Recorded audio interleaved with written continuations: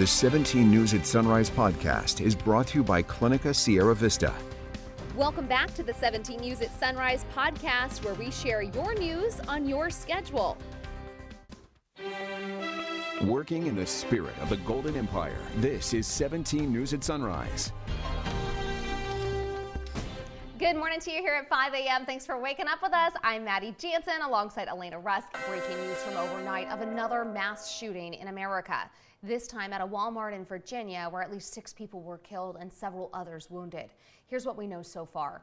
The gunfire erupted just before 10:15 local time inside the Chesapeake Walmart, located just a few miles outside of Norfolk.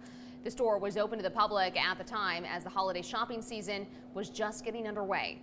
911 calls triggered a massive police response, with officers moving into the building, going from aisle to aisle searching for victims. So we go inside, and long story short, over the course of the next 30-45 minutes, we were able to find multiple fatalities and multiple injured parties. With the Chesapeake Fire Department, we were able to put rescue and tactical teams together to go inside to provide life-saving measures rapidly and quickly. Police say the shooter is also dead, bringing the total number of fatalities to 7, and it's not yet clear whether the suspect or victims were employees.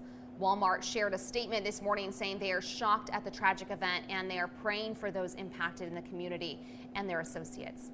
The heartbreaking situation comes as the nation's still reeling from a mass shooting at a gay bar just 3 days ago. And now to our 17 Health Watch this morning. As family and friends prepare to gather around the dinner table for Thanksgiving, a series of respiratory viruses are threatening to upend those celebrations. Health officials calling it the triple-demic. NBC's Bree Jackson in Washington with a warning for parents. As families travel and prepare to gather for Thanksgiving, there are growing concerns about unwanted guests, respiratory viruses, including RSV, disrupting homes. He was coughing, he wasn't eating, and he had a silent cry. RSV cases are rising nationwide. Health officials report 78% of pediatric hospital beds are full. We're seeing more kids having been hospitalized through middle of November than we typically see in an entire season for the past 10 years. In addition to RSV, other respiratory viruses are surging. This is a unique situation where we have COVID, RSV, and the flu circulating and making folks sick. Further complicating the situation, antivirals like amoxicillin and other key medications are in short supply. We're definitely seeing a shortage. It's been challenging to get different formulations of the suspension mainly. Doctors are urging people to get their annual flu shot. In his final White House briefing before retiring next month, Dr. Anthony Fauci also stressed the importance of getting updated COVID vaccines. I don't want to see anybody get infected. I don't want to see anybody hospitalized. And I don't want to see anybody die from COVID. A stern warning about protecting yourself and others during this holiday season. The Biden administration is pushing a 6-week campaign urging Americans to get updated COVID-19 vaccines.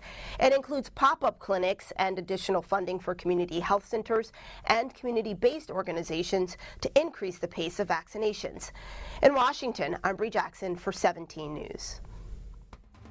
Back here at home, a hate crime investigation is underway in Delano at the New Allen Chapel African Methodist Episcopal Church, and it was vandalized over the weekend. Police say vandals spray painted derogatory racist remarks on the church, and numerous items on the property were damaged. Reverend Bill Hentz says this is the 3rd time the church has been vandalized by the same person, adding he just wants the hate to stop. And you have the right to think what you want, and believe what you want, but I don't think you have the right to bother other people. And that's kind of where I am on this. And that's how I think my church feels.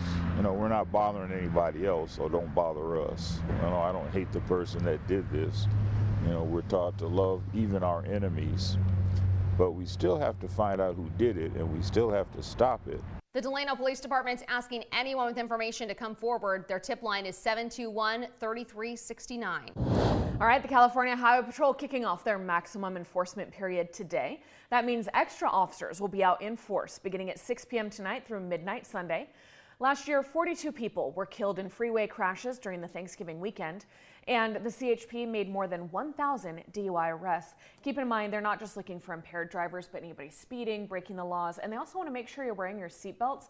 That includes kids in car seats. And 'tis the season to give thanks, and that includes remembering those who served our country and are no longer with us. For the 4th straight year, Operation Light of Thanks has transformed Union Cemetery into a beautiful beacon of lights. Some 3,000 votive candles were placed on the headstones of fallen service members by volunteers with the Young Marines, Sea Cadets, and Boy Scouts PAC 300.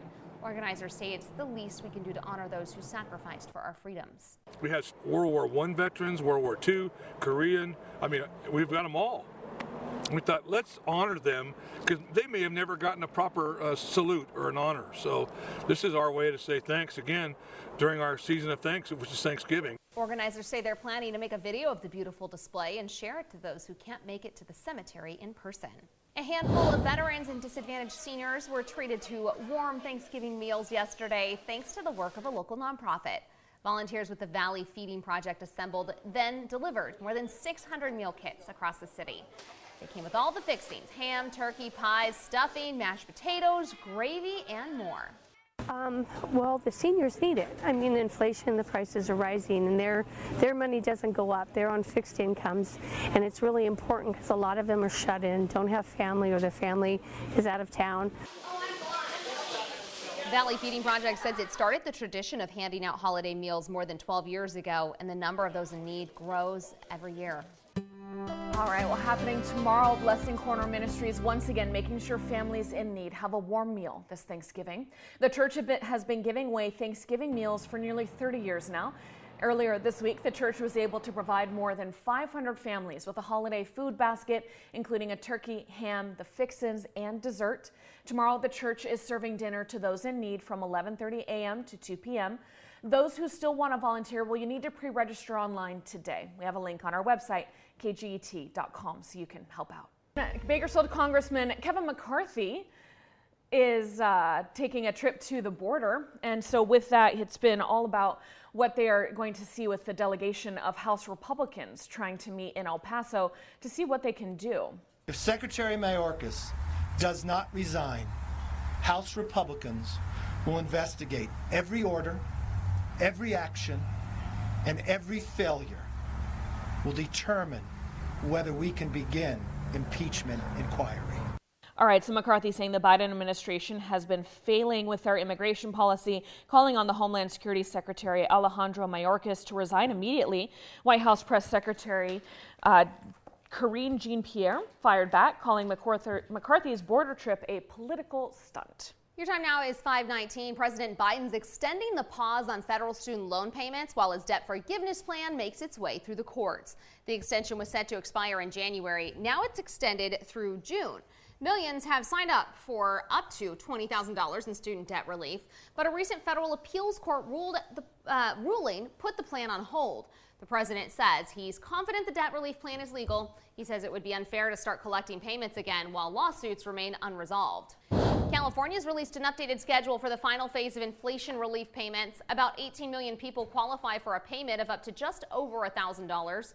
Millions have already been delivered via direct deposit. The state's currently sending out debit cards to qualified taxpayers who did not use direct deposit. Those payments are going out in alphabetical order and are based on tax filing status. You can contact the Franchise Tax Board for more info at ftb.ca.gov.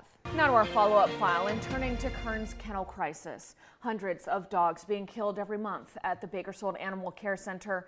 It's almost as bad as the county pound, and during the holiday season, shelter leaders say things are only going to get worse unless the community can come in to help.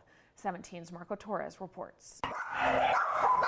The holidays are about to make Kern's horrible dog overpopulation problem even worse. Leaders at the Bakersfield Animal Care Center say they've been killing more than 60 dogs every week just to make room for the influx of new dogs from the streets. But even that's still not enough. On a daily basis, even with all of our efforts of trying to move dogs to rescue or get them adopted, there are more dogs coming in than we can get out. So unfortunately, the only other solution we have is to have to euthanize for space. dogs. The center has been struggling to keep numbers down since people went back to work after COVID. The percentage of dogs leaving the shelter alive right now is 60% compared to pre-COVID, which was 80 to 85%, while the county pound has 70% of its dogs leaving alive. That pound puts down about 35 dogs every week. Cats are no exception either.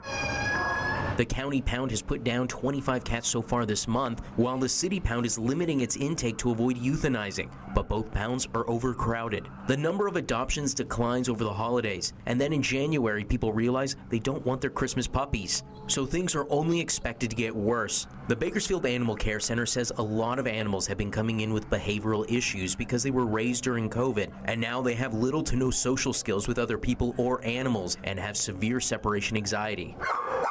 More than 100 dogs are picked up from the streets every week. Many owners are giving up their pets because of financial hardship, and backyard breeders and the homeless are overpopulating dogs in Bakersfield. That leads to heartbreaking decisions. Choosing the dogs is definitely a hard process, and it takes a team to make all the decisions, and every dog is thoroughly assessed and monitored, and we do give every dog a chance to be adopted. But with more dogs coming in every day, tough decisions have to be made. Dogs are euthanized every week based on likelihood of being adopted, have black fur, or health or behavioral issues are the first ones to go, no matter how small. Even puppies are on the kill list. First year ever in our history we've ever had to euthanize puppies, healthy puppies.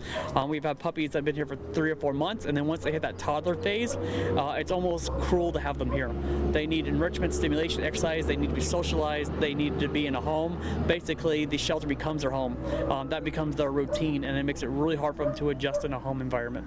Joshua Proctor, the animal behaviorist at the Bakersfield Animal Care Center, says there's a few solutions. Like the city should enforce a breeder license while also limiting the number of litters any animal can have per year. Pets should also be spayed and neutered, and you yourself can come out and save a life. We probably won't see any kind of change at the shelter with euthanasias unless we start seeing less dogs coming in, which means less dogs being bred.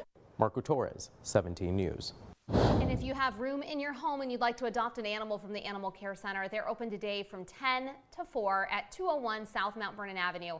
They will be closed Thursday and Friday for Thanksgiving, but they'll be back to normal business hours on Saturday. Adoption fees for dogs over 40 pounds are waived, and dogs under 40 pounds, it's just $20. If you'd like to help but can't adopt, consider donating items like blankets and beds or participating in the Streets of Bakersfield program. The 17 News at Sunrise podcast is a production of KGET and Nexstar Media Group. For more on all of the headlines in today's show, head to kget.com.